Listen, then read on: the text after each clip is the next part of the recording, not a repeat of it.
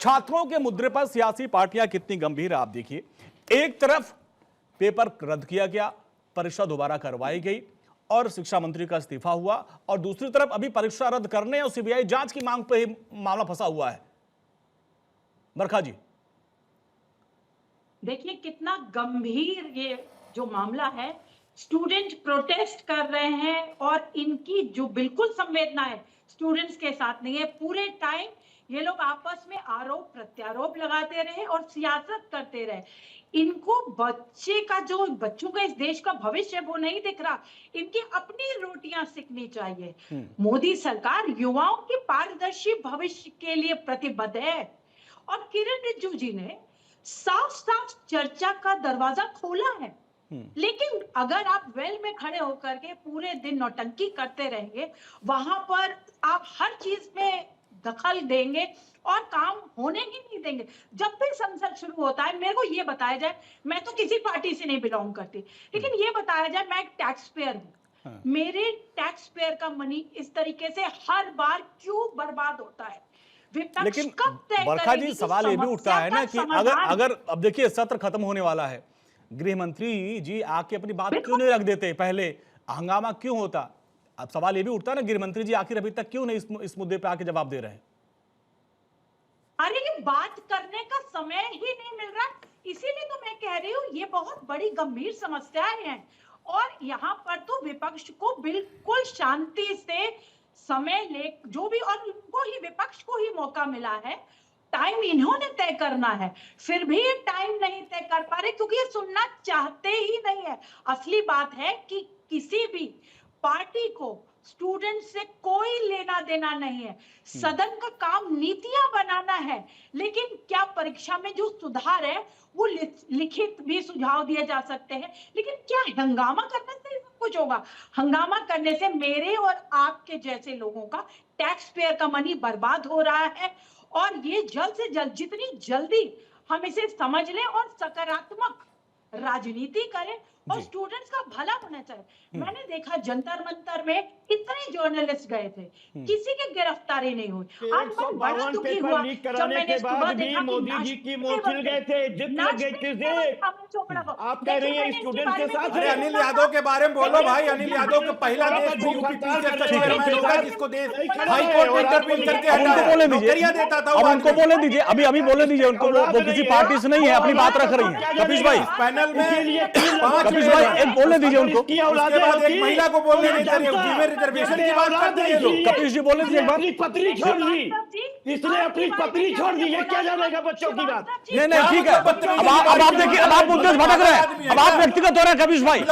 अगर कोई सियासी जो बिना पार्टी के हैं, जो समीक्षक है, वो अपनी बात रख रहे हैं, ठीक है। एक मिनट, युवराज जी भी हमारे साथ, मानसिक रोगी क्यों लेके आते हैं? युवराज जी भी हमारे साथ है। पागल आदमी, इसको इलाज कराना चाहिए। अनुज एक मिनट, इसको पागल, ठीक है। नहीं आप अपनी भाषा पर लगाम रखें। युवराज जी देखिए कैसी भाषा बोल रहा है आदमी। अब हमारे पास जो कि ब्रेक का भी वक्त होने वाला है। युवराज पहले युवराज जी आपने आंदोलन देखा और देखिए ये बहुत बड़ा मुद्दा है। जब कोई पेपर लीक होता है तो एक साल की हमारी पूरी मेहनत बर्बाद हो जाती है। ऐसे में दिल्ली में जंतर मंतर पे आंदोलन हुआ, झारखंड में आंदोलन हुआ, दोनों जगह का मुद्दा सेम ही था। पेपर लीक हुआ, इस पर जो है कार्रवाई हो। एक तरफ परीक्षा रद्द होती है, दोबारा परीक्षा करवाई जाती है। झारखंड में मांग है कि भाई इसको रद्द करिए, सीबीआई जांच कराइए। लेकिन दोनों जगह चूंकि अलग अलग सरकार है, एक जगह एनडीए की सरकार है, एक जगह इंडिया ब्लॉक की सरकार है, क्या राज्य देखकर भी सरकारें अपने अपने जो है नीतियां तय करती हैं? अंजलि भाई, सर्वप्रथम नमस्ते। मैं आपसे निवेदन करूंगा कि एक युवा होने के नाते मुझे थोड़ा समय दीजिएगा। देखिए, पेपर लीक 2014 के बाद की इन्वेंशन नहीं है। ये बड़ा दुखद है कि आजाद भारत की जो चेतना है उसमें सामाजिक और राजनीतिक रूप से ये जगह कर चुकी है कि पेपर लीक तो आए दिन होता है। प्रश्न तो तब करते हैं हम युवा, क्या इसका पेपर लीक कैसे नहीं हुआ इस बार? तो पेपर लीक तो अनफॉर्चुनेटली होता गया और हमारा अर्थात युवाओं का, छात्रों का मुद्दा जो है वो राजनीतिक कतई नहीं है, वो एक भावात्मक मुद्दा है। और जो युवा पीढ़ी है उन्हें बहुत इजीली सोशल मीडिया के माध्यम से इमोशनल करके, मोबिलाइज करके गलत रास्ते पे ले जा सकते हैं। लेकिन मैं किसकी बात करूं? मैं भारतीय जनता पार्टी की बात करूं कि जिन्होंने 35+ दिन लिए छात्रों से बात करने के लिए, जब सोनम वांगचुक जी एकदम ही मतलब कुछ लोगों ने उनकी डेथ ऑब्ituary पढ़ दी थी कि शायद वो ना रहे, या मैं कांग्रेस की बात करूं कि जिनके शासन में इतने पेपर लीक हुए, लेकिन मुझे ध्यान नहीं है कि किसी केंद्रीय मंत्री लेवल के बड़े कांग्रेस के नेता ने कभी अपना मुंह खोला हो। सबके जबान में दही जम चुकी थी, किसी ने कुछ नहीं बोला, कोई कमेटी नहीं बनी, कोई बिल नहीं आया, कोई एक्शन नहीं हुआ। या तो मैं समाजवादी पार्टी की बात करूं, मुझे जितना याद है 92 में आदरणीय कल्याण जी की सरकार में राजनाथ सिंह शिक्षा मंत्री थे, एंटी कॉपी बिल लेके आए थे जिससे ये नकल के खिलाफ नकेल कसी जाए। लेकिन जैसे ही 93 में मुलायम जी की सरकार बनी, 94 आते ही जनवरी फरवरी तक तो उन्होंने पहला निर्णय ये लिया कि उस एंटी नकल बिल को निरस्त कर दें।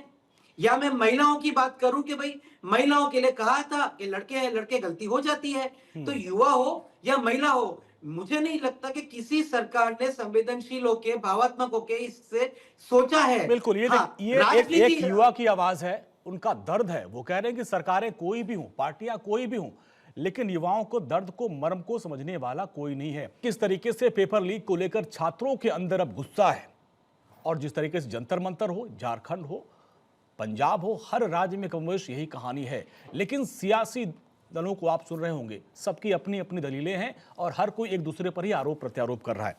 अब सवाल यह है कि विपक्ष कह रहा है कि भाई आप जो है छात्र आंदोलन पर चर्चा करिए, सरकार कह रही भाई हम चर्चा को तैयार हैं। अब विपक्ष ने उसमें एक मांग और जोड़ दी कि नहीं, सिर्फ छात्र पे नहीं, अब इस पे राम मंदिर पर भी चर्चा होगी। अब सवाल अनुरुद्ध भाई ये है कि भाई छात्र आंदोलन में जो लाठीचार्ज उस पर आप तैयार है, अब लगे हाथ अखिलेश जी बाकी पार्टियों ने कर दिया कि भाई राम मंदिर में जो मुद्दा है वो भी मुद्दा, इन दोनों मुद्दों पर चर्चा करनी है। चर्चा करेंगे या फिर बाकी जो 3-4 दिन बचा है वो भी खत्म हो जाएगा ऐसे हंगामे भेंट? अंजनी भाई, ऐसा है कि पार्लियामेंट होती डिबेट और डिस्कोर्स करने के लिए। मैं तो 5 सेकंड क्या कहते हैं लूंगा कि झारखंड के आंदोलन और जो जंतर मंतर पे आंदोलन था, दोनों में डिफरेंस क्या है, बस आंदोलन का 5 सेकंड टाइम लूंगा। नीट का पहले जो पेपर होता है मई के फर्स्ट वीक में होता है, लेकिन जैसे उसमें खबर मिलती है कुछ उसमें गड़बड़ियां पाई गई हैं, तुरंत पेपर कैंसिल किया जाता। 12 मई तक लोगों पर CBI इंक्वायरी पोस्ट कर दी जाती, 13 लोग अरेस्ट कर लिए जाते, 37 दिन के अंदर पेपर होता, 25 दिन के अंदर रिजल्ट आ जाता। 22 लाख बच्चे उसमें पार्टिसिपेट लगभग करते हैं। 11,58,000 सेकंड का आप लोगों के पास मौका है, अपनी बात रखिए। 11,58,000 बच्चे उसमें क्लियर होते हैं, उसमें 58% बच्चियां क्लियर होती हैं।